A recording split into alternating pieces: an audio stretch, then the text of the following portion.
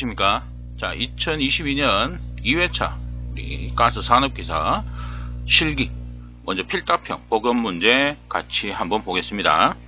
자, 1번 도시가스 배관이 수직으로 20m 입상 시에 압력 손실은 얼마인지 구하시오. 단 비중은 0.5다 이렇게 되어 있습니다. 그래서 입상 간의 압력 손실 계산 문제가 되어 있습니다. 식은 지금 보시는 것처럼 1.293 곱하기 S-1 곱하기 H다 이렇게 되어 있죠.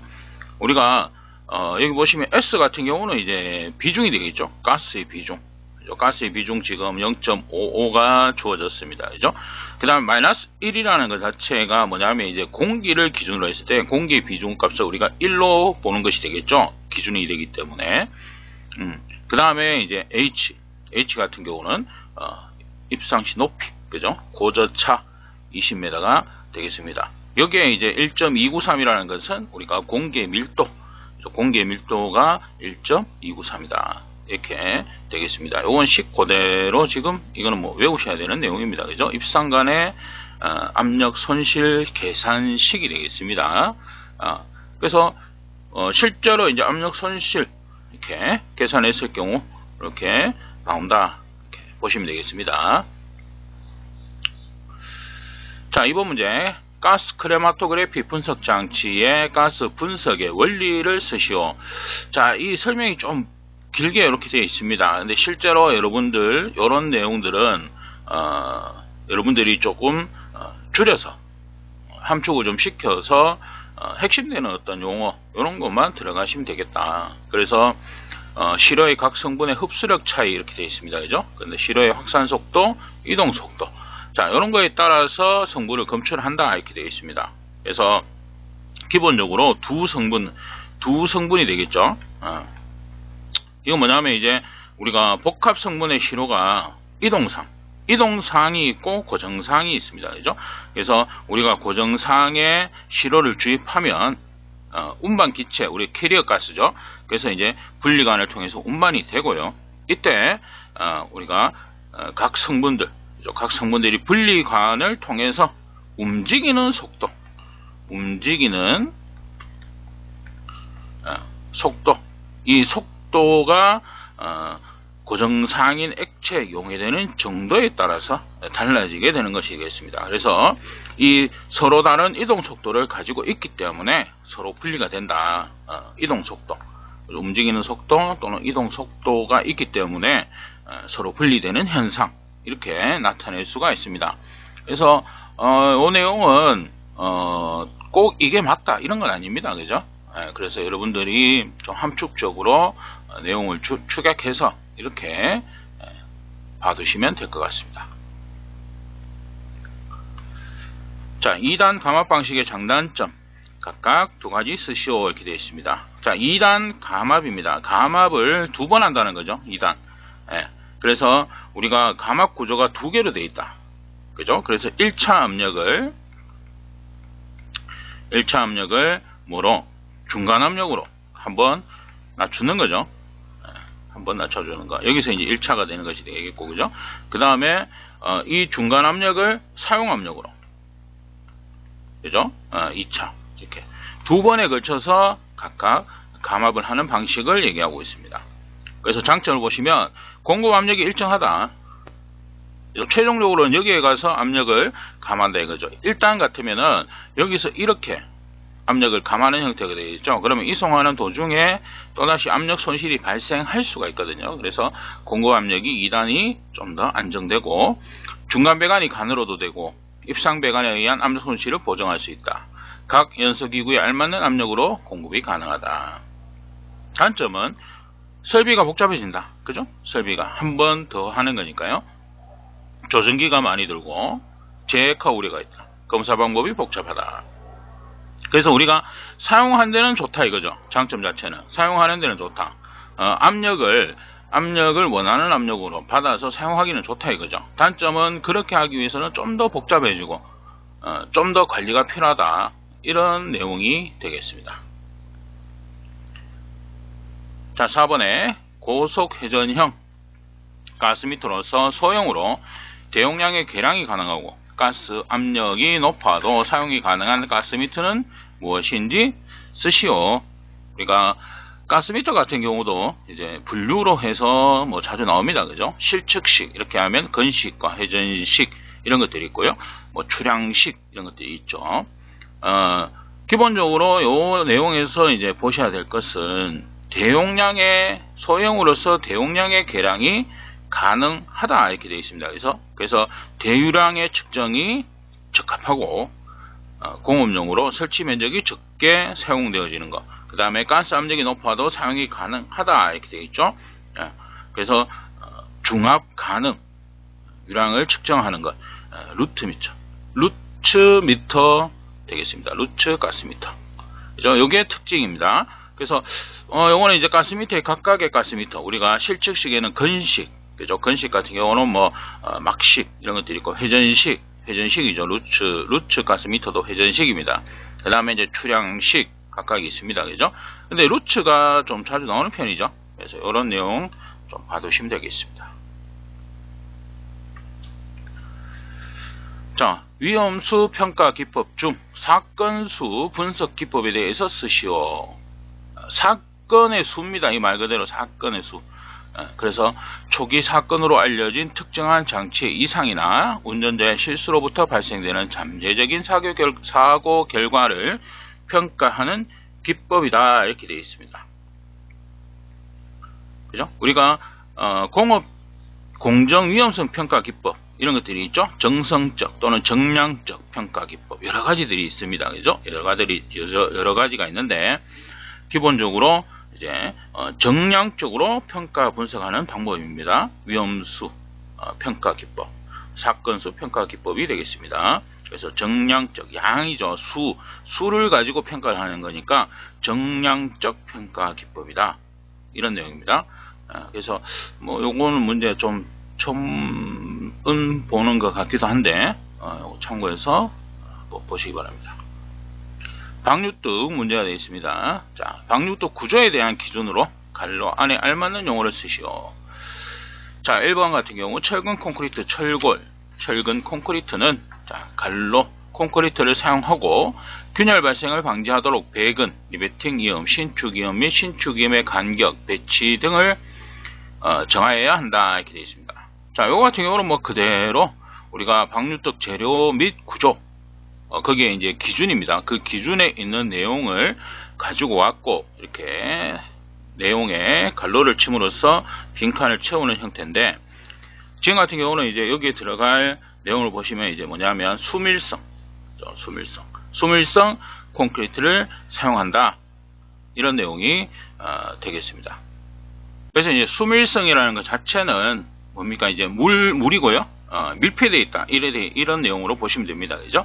그래서 어떤 기계 장치의 어느 부분에 채워진 물이 밖으로 새지 않도록 밀봉이 되어 있는 성질을 우리가 수밀성 이렇게 얘기하고 있습니다. 그래서 방류턱을 쌓았는데 그죠? 우리가 수밀성 콘크리트, 그러니까 물이 밖으로 새어나오지 않는 그런 성질을 가지는 콘크리트를 이용해야 되겠죠. 그게 없으면은 이런 균열이 발생을 한다 이런 내용으로 보시면 되겠습니다. 자, 그 다음에 방류뚝은 갈로한 것이어야 한다 이렇게 되어 있죠. 그래서 액밀한 것이어야 한다 이런 내용이 되겠습니다. 그래서 방류뚝은 액밀한, 액밀, 우리가 기밀이라는 용어를 많이 쓰죠. 그죠? 기밀, 새지 않도록 한다는 거죠. 그래서 이제 기체가 밀봉되어 있는, 새지 않도록 한다는 거죠. 액밀이라면은 마찬가지입니다. 그죠? 그 방류뚝이라는 것은 우리가 저장 탱크가 넘쳤을 때 이걸 밖으로 액체 상태의 가스가 새지 않도록 하는 구조의 구조이기 때문에 액이 어떻게 됩니까? 새지 않도록, 그죠? 액밀한 구조의 것을 사용한다. 이런 내용이 되겠습니다. 자, 그 다음에 성토는 수평에 대해서 몇 도 이하의 기울기로 하여 쉽게 허물어지지 않도록 충분히 다져놓고 강우 등에 의해서 유실되지 않도록 그 표면에 콘크리트 등으로 보호한다 이렇게 되겠죠. 45도입니다. 그죠? 45도 이렇게 뚝을 쌓았을 때 이렇게 기울기, 그죠? 45도 이하의 기울기란다. 그러니까 이게 이렇게 너무 이렇게 가파르면, 그죠? 이렇게 가파르면 뚝 자체가 이제 또 어떻게 보면 힘을 못 받는다는 거죠. 그런 거니까 이렇게 45도 이하로 쌓는다는 겁니다. 자, 그 다음에 성토 윗부분의 폭은 얼마 이상으로 해야 하는가? 30cm, 그죠? 그래서 지금 여기서는 이렇게 폭, 성토했을 때 이렇게 폭, 요 폭을 얘기하고 있습니다.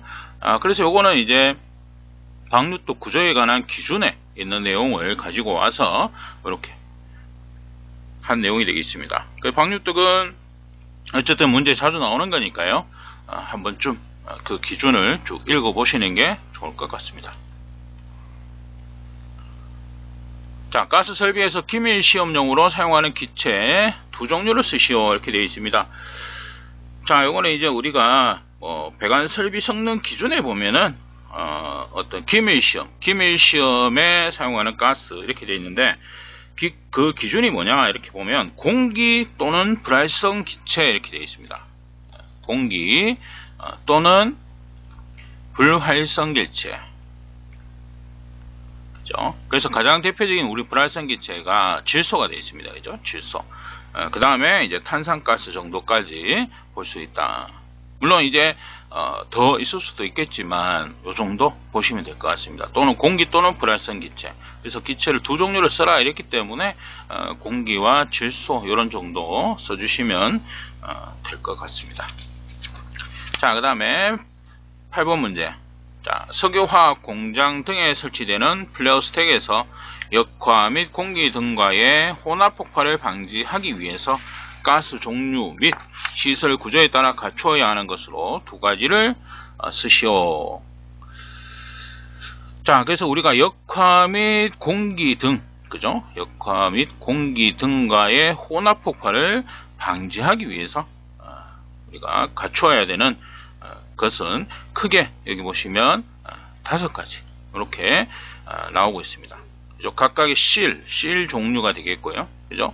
그 다음에 퍼지가스의 어떤 지속적인 주입 이런 것들을 통해서 역화나 폭발 이런 것들을 방지할 수 있다. 이 내용이 되어 있습니다. 이것도 이제 처음 나오는 문제입니다. 그죠? 처음 나오는 문제입니다. 그래서 이 내용 한번 참고하셔가지고 봐두시면 될 것 같습니다. 자, 9번 문제. 아시틀렌에서 발생하는 폭발에 대해서 폭발의 종류를 쓰고 그에 맞는 반응식을 쓰시오. 자, 아시틀렌은 크게 우리가 폭발의 종류가 3가지가 있죠. 산화, 분해, 화학 폭발입니다. 그죠? 그래서 지금 문제에서는 어떤 폭발이고 그 폭발에 이제 화학식을 써라 이렇게 문제가 출제가 된 거였습니다. 그래서 이 3가지 중에서 2가지 되겠죠. 가장 우리가 쉽게 쓰는 것이 뭐냐면 산화 폭발이죠. 산소와 결합해서 발생하는 폭발입니다. 그죠? 산화 폭발. 그 다음에 분해 폭발 같은 경우 탄소와 수소로 분해가 되면서 일어나는 폭발의 형태를 얘기하고 있다. 여기 이제 열량 같은 경우 이거 글쎄요. 저 같은 경우는 지금 같은 경우는 반응식을 써라 했기 때문에 열량이 안 들어가도 되지 않을까 그런 생각이 듭니다. 그 다음에 화학 폭발. 그죠? 화학 폭발 이렇게. 그래서 요 중에서 2가지를 쓰는 거였기 때문에 이것도 이제 아시틀렌 문제 중에서도 실제로는 폭발의 종류 그냥 3가지를 쓰시오 이 정도였는데 반응식까지 써라 이렇게까지 나온 문제는 처음인 것 같습니다. 그래서 이 아시틀렌 문제는 어쨌든 자주 출제되는 거니까 마찬가지로 반응식 2가지 정도 만약에 3가지를 다 써라 이랬을 경우에도 2가지 정도만 썼을 때 우리가 부분 점수를 받을 수 있는 부분이니까요. 그렇게라도 좀 간단하게 외워두실 필요가 있겠다. 자, 10번 문제.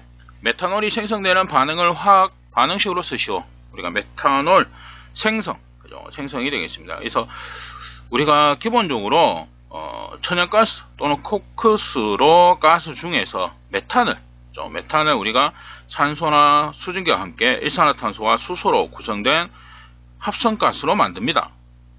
그래서 메탄을 가지고 천연가스 메탄을 가지고 산소 수증기와 함께 일산화탄소 그 다음에 수소 이렇게 구성이 된 합성가스로 만들고 나서 여기에 촉매를 반응시켜서 메탄올로 만드는 형태가 됩니다. 그래서 여기서 이제 화학 반응식이라고 했기 때문에 여기서 일산화탄소, 그죠? 그 다음에 수소 결합을 해서 메탄올이 생성되는 요 화학식을 쓰시면 될 것 같습니다. 자, 11번에 펌프가 물을 15m 높이에 5.25 송출할 때 소요동력이 20PS 소요되었다면 펌프의 효율은 약 몇 프로인가 이렇게 되어 있습니다. 우리가 펌프의 효율, 원래는 이제 이게 펌프의 동력 계산이죠. 동력 계산 PS, 그죠? PS는 이렇게 되죠. PS는 펌프의 1PS의 기준값, 그죠? 2를 봤을 때 1로의 기준값은 75kg m/s, 그죠? 1PS는 75kg m/s의 1입니다. 자, 그 다음에 이제 위에 부분은 뭐냐, 이제 이 펌프가 일한 것, 실제로 일한 것이 되겠죠. 그러면 물을 여기서 여기까지 이동을 시키는 겁니다. 펌프라는 것 자체가, 그죠? 물을 이동시키는 것이죠. 그러면은 물의 무게가 나와야 되겠죠. 무게. 그래서 물의 비중량 우리가 1000입니다. 그죠? 1000kg per 세제곱미터, 1세제곱미터당 1000kg입니다. 그죠? 그럼 이 물을 여기서 여기까지 옮겼어요. 그럼 몇 번 옮겼느냐? 예를 들어서 뭐 5번 옮겼다 그러면 5000kg가 되겠죠. 그러면 이제 여기에 이제 곱해지는 것이 뭐냐? 유량. 그죠? 유량이 되겠죠. 그 다음에 거리, 여기서 여기까지 얼마만큼 옮겼느냐? 움직인 거리, 이동 거리가 나와야 되겠죠. 양정이 되겠습니다. 양정. 양정은 전양정으로 가죠. 흡입 양정과 토출 양정을 더한 전 양정이 됩니다. 그 다음에 여기에 이제 만약에 이제 기계 효율이 100%짜리가 아니고 뭐 70%다 80%다 이렇게 효율이 들어갈 수 있고요. 그 다음에 유량 자체가 세제곱미터 퍼 뭐 초가 될 수도 있고요. 아니면은 민이 될 수도 있고요. 분당 또는 아워 시간이 될 수도 있습니다. 거기에 따라서 여기는 뭐냐, 1PS는 세크죠. 초기 때문에 여기에 분이나 아워가 나왔을 때 곱하기 60 또는 곱하기 3600을 해주는 부분이다. 이렇게 했을 때 이제 PS가 나오는 것이죠. 근데 이 문제에서는 펌프의 효율을 구해라 이렇게 나온 겁니다. 그러면 이제 효율을 구하기 위해서 지금 보시는 것처럼 효율 구하기 위해서 이제 몇 PS, 20PS, 그죠? 이렇게 요 두 개 위치가 이렇게 바뀐 겁니다. 효율과 PS가, 그죠? 그래서 75에 20PS. 그 다음에 60은 아까 말씀드린 대로 지금은 뭐냐, 유량이 민으로 나와 있기 때문에 단위를 맞춰주기 위해서 60을 곱해준 것이다. 이렇게 되겠고요. 그 다음에 물의 비중량 1000, 그 다음에 유량, 이건 양정이죠. 15m는 양정이 되겠습니다. 양정. 그 다음에 유량 5.25. 그렇게 해서 퍼센테이지로 우리가 효율 몇 프로인지 구해라, 퍼센테이지로 구해라 했기 때문에 87.5% 곱하기 100을 해서 이렇게 나오는 내용이 되어 있습니다. 그러니까 만약에 이게 아니면 이런 식으로도 식이 될 수가 있겠죠. 그러니까 효율 PS 계산식으로 그러면은 75 곱하기 뭐 예를 들어서 효율, 이건 시간 맞춰주기 위해서, 그 다음에 효율을 X 값으로 놓고요. 그죠? 그 다음에 여기에 1015 곱하기 5.25. 이렇게 했을 때 나온 게 PS 값이 얼마다? 20PS다. 식은 이렇게도 해서 이 X를 구하는 식으로 이렇게 대입을 해서 풀 수도 있습니다. 그죠? 그래서 식은 이렇게 쓰셔도 좋고 아니면 이렇게 쓰셔도 되겠죠. 일반적으로 우리가 동력 계산식, 펌프의 동력 계산식을 이용해서 이렇게 식을 만들어 놓고 답을 구할 수도 있겠다.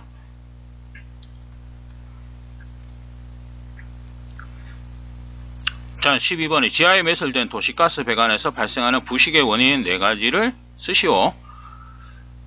자, 우리가 지하에 흐르는 매설된 배관이라면은 기본적으로 지하에 흐르고 있는 우리가 미주 전류에 의한 부식이 발생할 수 있고요. 아니면 박테리아 등에 의한 환경적인 부식, 그죠? 그 다음에 이종금속 간의 갈바닉 부식이죠. 이종금속 간의 부식. 콘크리트 건물과 연결됨으로써 콘크리트와 가스 배관과의 전이 차이에 의한 부식, 그죠? 그 다음에 보호관 등 내부에서 발생하는 산소 농도 차이에 의한 부식. 자, 이런 것들이 있을 수 있다. 그래서 이렇게 좀 간략화해서 4가지 이렇게 나오고 있습니다. 그죠? 그래서 요 내용 마찬가지. 요거는 이제 뭐 문제 한두 번 정도 나왔습니다. 나왔기 때문에 봐두시면 될 것 같습니다. 자, 13번. 보기와 같은 반응에서 진행되는 접촉 분해 공정에서 카본 생성을 방지하는 방법에 대해서 온도, 압력, 수증기 비의 관계를 설명하시오. 자, 지금 같은 경우 카본이 여기 생성이 되잖아요. 그러면 이 카본을 줄이기 위한 생성을 방지하는 방법, 이렇게 얘기하고 있습니다. 그러면 1번 같은 경우는 반응 온도를 낮게 하고 반응 압력을 높게 유지해서 수증기의 비를 증가시킨다, 이렇게 되어 있습니다.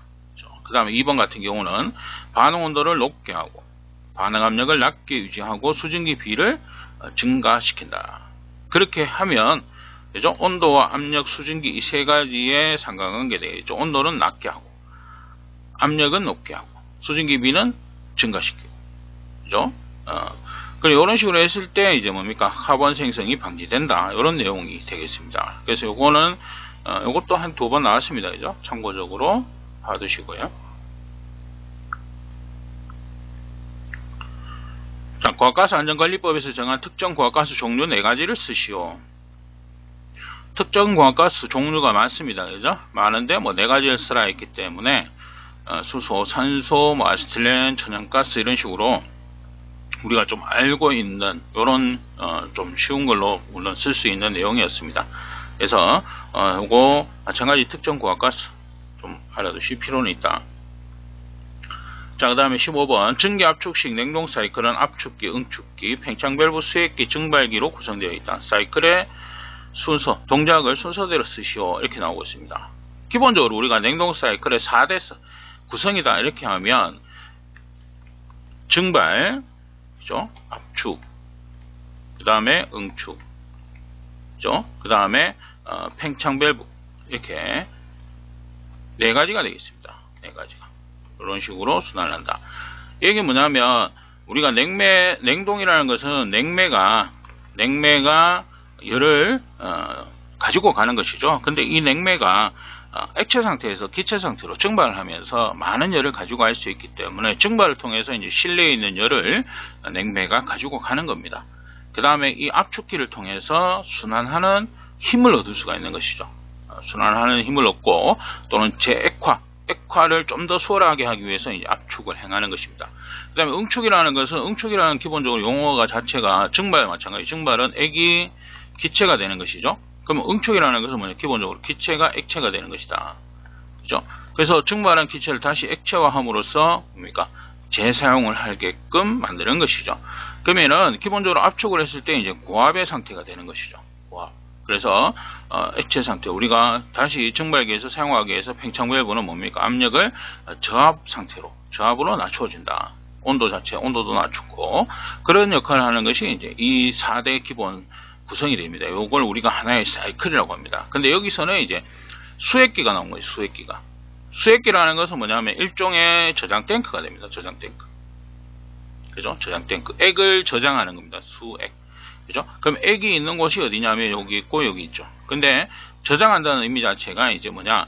증발기, 실내에서 사용하는 증발기가 계속 우리가 예를 들어 18도를 맞춰놓고 실내로 들어왔는데 처음에는 이제 30도에서 18도로 맞췄어요. 그래서 냉동기를 돌렸습니다. 그럼 시간이 지나면서 온도는 떨어질 것이고 18도가 되면은 뭡니까? 냉동기는 잠시 멈추겠죠. 그죠?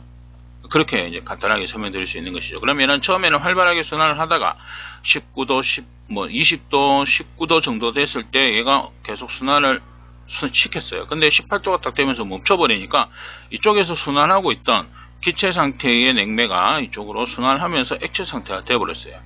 근데 증발기에서는 지금 이제 멈춰버리면서 더 이상 액이 필요가 없는 상태 또는 뭐 소량이 필요한 상태, 이런 상태가 되는 것이죠. 그러면 여기에 순환하고 있는 이 액체를 뭡니까? 일단 저장할 수 있는 장치가 필요한 겁니다. 그래서 응축기 다음에 들어가면서 액을 일시 저장할 수 있는 어떤 저장 탱크 개념으로 우리가 사용하는 것이 수액기다, 이렇게 볼 수가 있는 것이죠. 그래서 이 순서 자체를 보시게 되면 증발, 압축, 그죠? 그다음에 이 순서는 뭐 어쨌든 시작 자체가 어디서 하느냐 이렇게 봤을 때, 그죠? 그래서 여기에 이제 문제에서 이제 나온 뭐 순서대로 지금 이렇게 해놓은 겁니다. 압축기, 그 다음 응축기, 그 다음 응축기 다음에 이제 수액기가 있고요. 수액기 다음에 팽창밸브, 팽창밸브 다음에 증발기. 그러니까 기본 4대 구성은 순환은 수액기를 제외하고 4개가 똑같습니다. 똑같고, 요게 가장 기본 4대 장치거든요. 그 다음에 여기에 뭐 수액기가 들어갈 수 있을 것이고, 또는 뭐 액 분리기, 이런 것들이 또 들어갈 수가 있습니다. 그러면 이제 액을 분리한다, 이런 개념이니까, 여기서 기체가 나오는 이쪽에 만약에 액이 일부 남아 있으면은 압축기에 들어갔을 때 액은 비압축성 유체이기 때문에 압축기가 손상될 수가 있다. 그래서 액을 제거해 준다. 그러면 액 분리기 같은 경우는 이제 증발기 다음이 또 될 수가 있는 것이거든요. 그래서 기본 이제 이런 동작 순서, 사이클 동작 순서, 요거에 이제 뭐 문제 출제될 때는 번호를 이렇게 주면서 번호를 써라, 이런 식으로 출제된 걸로 알고 있습니다만, 어쨌든 이런 순서로 구성이 된다는 거 이렇게 봐두시면 되겠습니다. 자, 이번 필답 풀이는 여기에서 마치도록 하겠습니다.